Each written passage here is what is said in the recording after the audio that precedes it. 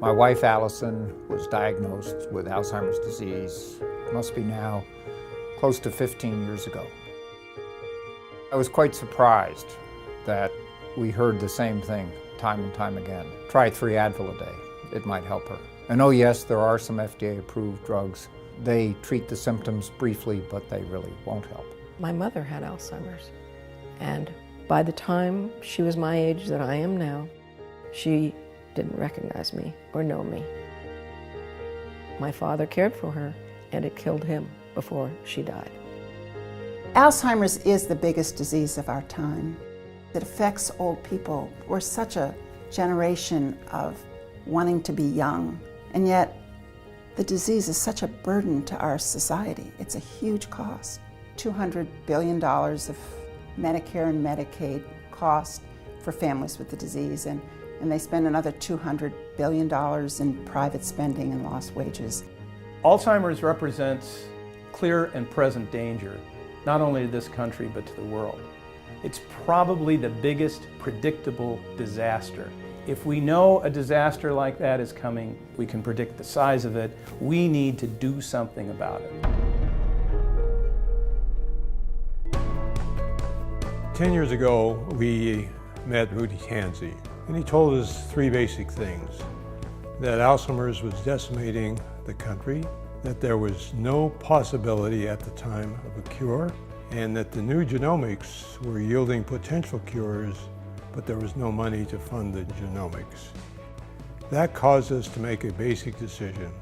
We had to find a cure for that dread disease. And so we called Henry McCants, who I'd worked with before, and later brought in Phyllis Rappaport to start with our core group. After meeting Rudy, I couldn't sleep that night. I felt that we needed a national intervention. I remember as a child getting the polio vaccine, and it was a nationally funded intervention, and I felt if we could have a prevention for Alzheimer's.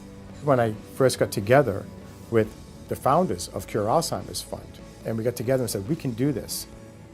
We can put up the funds and find the rest of these genes, because right now, for the first time in 2004, 2005, the technology, everything's there to do it. I think the fact that we had the audacity to put Cure Alzheimer's in our name suggested we were just not about basic academic research. We have a very functional goal that we're dedicated to, which we allocate all of the funds that we raise to that end. I've spent my career as a venture capitalist, and I've seen the power of really visionary entrepreneurs coupled with proper venture capital financing. My goal was more to really use a venture capital approach to change the speed at which scientific research, medical research was going to make progress on this disease. Cure Alzheimer's Fund actively goes out and seeks a dream team of researchers. We have scanned the country, we've identified who we think are the leading in Alzheimer's research and who are complementary to one another. And we've pulled them together under Rudy Tanzi's leadership to hopefully function as really a collaborating dream team. The format that they have, where they have teams researching different areas around the country, this approach casts the widest net and you never know where a breakthrough is going to come from. Where if you do something differently and you support just one organization, you're losing a lot of potential brain power that you could have at your disposal. We are purely philanthropic. We want all the energy, all the focus on finding a cure. Our founders and board members said that they would pay all of the expenses for the organization.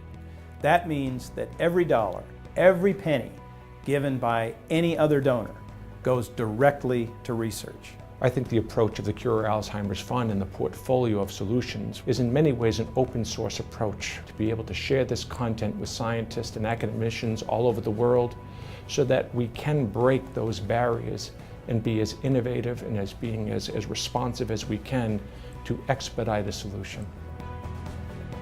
What Cure Alzheimer's Fund can provide that government cannot provide is fast, focused, flexible funding on ideas that are great ideas that may not be funded by bigger entities.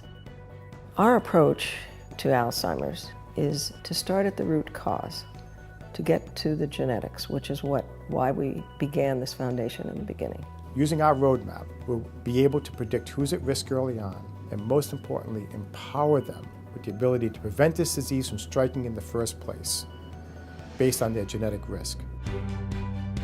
I'm very proud of the work we are accomplishing. People are joining us in big numbers. We're getting thousands of people funding us through the internet.